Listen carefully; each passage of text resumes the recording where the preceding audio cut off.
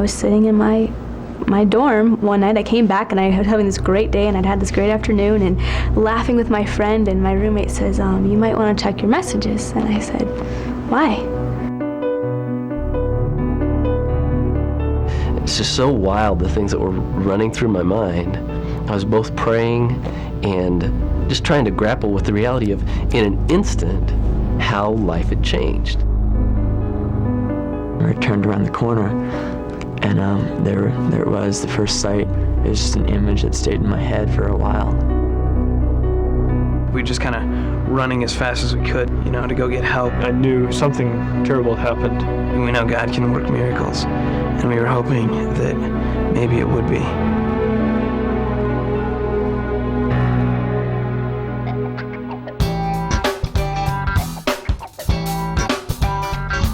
James was one of those guys where you're doing a Bible study and you're flipping through the Bible and you're reading and you look up and you do like a triple take and he's staring at you like with this goofy smile. He's just fun-loving. He'd call us up and be like, you want to go play Frisbee golf? James and I did so many things with fireworks. We would, those little foam airplanes you throw around? We'd attach ball and rockets to the wings. One of the first stories he told was about being in a soccer game and he got his leg broke by a girl, so that was a big joke. I remember just riding in his truck with him and seeing the book of James, on the dashboard, and we got talking about how that book has impacted his life. Just draw near to God and God will draw near to you. He would sit and talk to you for a long time if you needed to talk. James was a giver. Like, he was well in himself, and so he could care about other people. He was just encouraging to be around. But he also recognized his sin. I remember him coming to me and asking about problems with pornography. He wasn't pure all the time, but he had that desire to be. He had asked my father to lock out on our DirecTV receiver anything greater than a PG-13 rating. I mean, he had pride problems, just like, we all have sinful problems. And he was a real person. He wasn't a perfect person. When he went to kindergarten, he just couldn't remember the symbols associated with letters. He couldn't even pass kindergarten because he couldn't learn the alphabet. It's very hard for him to learn, and he had to work for everything. And so he had the best grade point average out of all of us. And he graduated with honors on National Honor Society. He never quit. His attitude was like that very much. He just would keep on pursuing it. We always thought because of that drive, he would go far.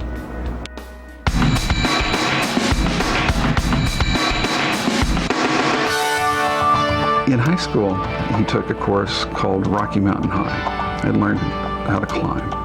And he loved climbing. James is one of the most tenacious climbers. During the summer, he would climb all over the Garden of the Gods.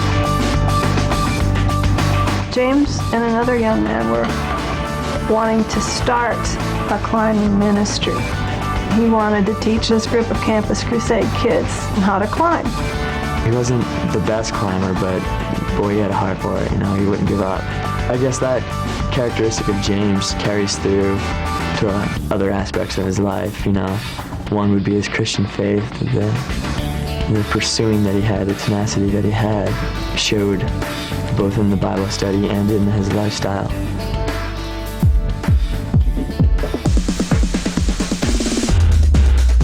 We had planned kind of a Campus Crusade guys night thing.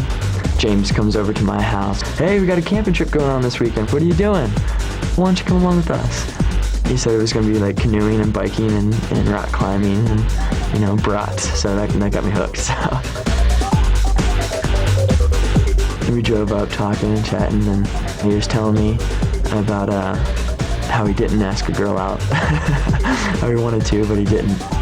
That evening, I remember it was windy. It was like 20 below with wind chill. We couldn't get our brats to cook, and we were just jumping up and down to stay warm. All the sodas and all the drinks were just frozen because they were outside, just a brick of ice. So we were all huddled inside a big 5-man dome. We had the lantern going. It provided light and foot warmth because all our feet were like huddled around it. It was like those rotten times where a bunch of guys are together and you're all having a rotten time, and that's the best thing about it, is you're all having a rotten time.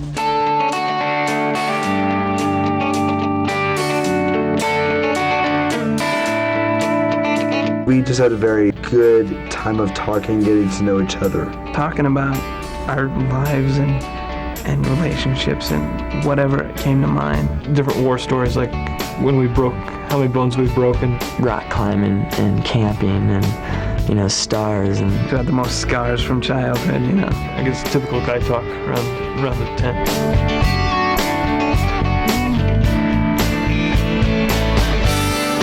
As stuff will sometimes happen on nights like that, conversation got a little bit more serious. Somebody told a story about a boulder fell on somebody and crushed him. And we're like, man, that, you know, you just die in a second, you know? So we started talking about, you know, death. That's where my most enduring picture of James will come from. So we're in this blue tent and he leaned back against my sleeping bag. And he just said, call me crazy, but I'm not afraid to die. Call me crazy. Call me crazy. Call me crazy, but I'm not afraid to die. And he just said, call me crazy, but I'm not afraid to die. After lunch on Saturday, we went around to look for some rock faces to do some climbing on. There's these huge boulders up like this, you know, and Somebody saw this one rock that was standing by itself on the other side of the creek from where we were. It's just begging to be climbed. We set up a rappelling rope. I was putting on my harness. And then I said, I'll go first. And James said, no, I'll go ahead and clean the lead for you, make sure there's no problems, and go down in front of you. I saw him put the rope through all three of the locking beaners. It was correct. We checked his harness. I checked my harness. James divided the rope in half and threw the rope over. I was looking for my gloves. At the time, my rappelling gloves. He went out about 5 foot or so and then started hopping down the side.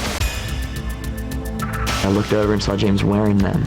The guys were talking about something, so I kind of turned back and was looking at them. James, you're wearing my gloves, aren't you? And he didn't say anything to that. He knew he was wearing my gloves. As I looked, one end of the rope snaked up through the carabiner and fell back down.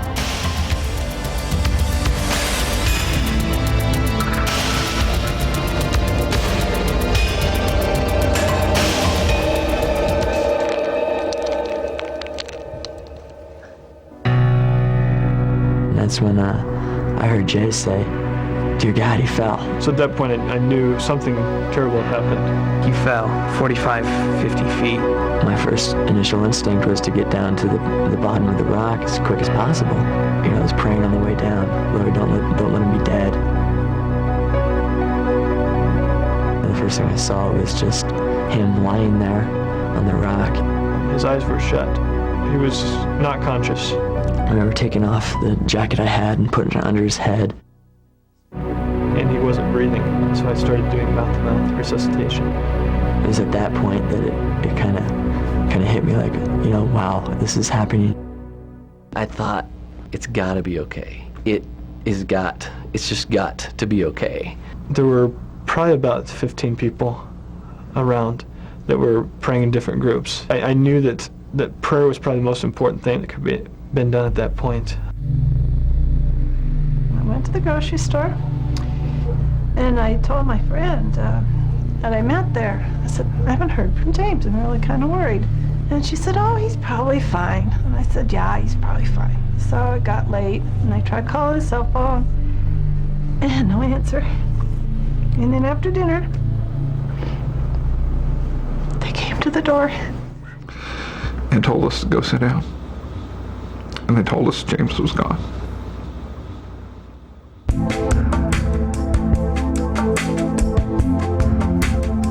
And it was just a moment of silence. Just, that's it, he's gone. Okay, he's gone, you know. Just, you know, we all just fell to our knees. And I dropped against my bathroom door and I said, what? He was just with us, you know, moments ago as we drove in, you know. Just a funny guy, you know, redheaded freckle kid, you know. Just in a moment, he's gone. It just didn't seem like it was possible. No one had ever died that I knew before. He was my age, and yet his life was done. Tim took it really hard.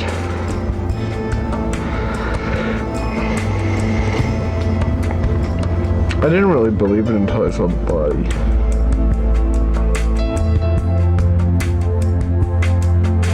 God totally put his hand on me and my family, and he gave us some amazing strength to get through that hard time.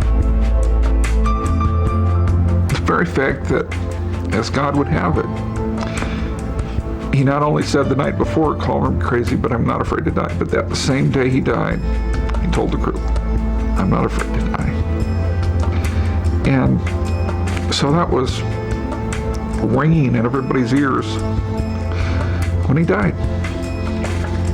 So the attitude was a little different.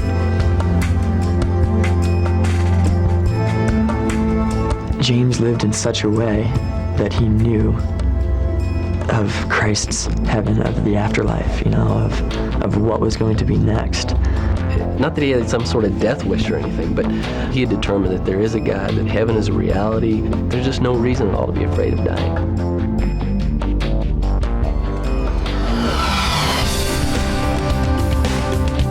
My extended family doesn't know Christ. When they came out for the funeral, they were able to see not a family destroyed, but a grieving family that missed their son and brother, but also had hope. To know that his going has brought several people to the Lord. I don't think I would have called myself a Christian. I still had questions. The story of James's death, the words that he was saying about he wasn't afraid to die. I've been afraid to die. I don't understand. It's been a big question in my head. The way Marcia and Carl and the boys were handling everything and their faith, it was very impressive. Tim, too, he had James's Bible and he also had his Bible, and how they held on to their Bibles, how important it was to them. And that started getting me thinking. I went back home and I went and bought a Bible. I think it's Paul that wrote something about once you're Christian, your life will change. People will notice it about you. You feel different. And it's true. And my life has changed.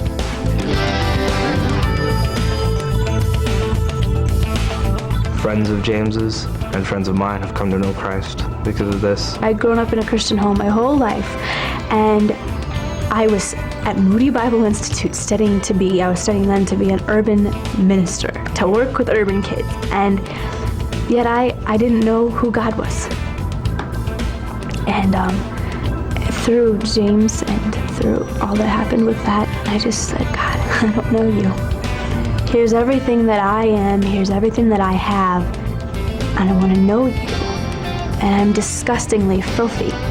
And I have so much sin. I need you to take all this away. And my life was changed.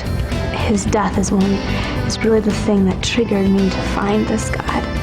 James never knew this, Erica. To have one of your closest friends, die, it's challenging in many ways. How willing am I, to live for him each and every moment? Do I take captive every thought? Are the words of my mouth and the meditations of my heart pleasing to him? I want each and every one of those to be so. And the reason being is because life can be taken just like that. I've had his picture. I took it out of my scrapbook and I put it up on my wall next to the obituary, and just as a daily reminder that I needed to live every day to its fullest. The thrilling thing about James's life is that it's a good story. He had found what his life was about, and he found it in time. The most valuable thing he did in his whole life was going after that relationship with Jesus Christ. It was not just some religion that he was partaking in. He wanted to know him. He wanted to grow in his likeness. He wanted to draw others to him. And I believe that God is glorified by his life and by his death.